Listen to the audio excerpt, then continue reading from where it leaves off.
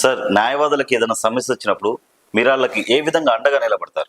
ముఖ్యంగా తెలియజేసేది ఏంటంటే, ఈ రోజు న్యాయవాదుల మీద అనేక దాడులు జరుగుతున్నాయి.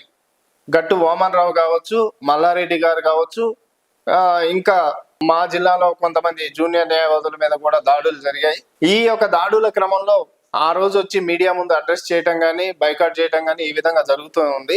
కానీ దీనికి శాశ్వత పరిష్కారం న్యాయవాదులకు ప్రొటెక్షన్ యాక్ట్ మీద మేము అనేక విధాలుగా రిప్రజెంటేషన్లు ఇచ్చినా కానీ రాష్ట్ర కేంద్ర ప్రభుత్వాలకి ఏ విధమైనటువంటి చలనం లేదు.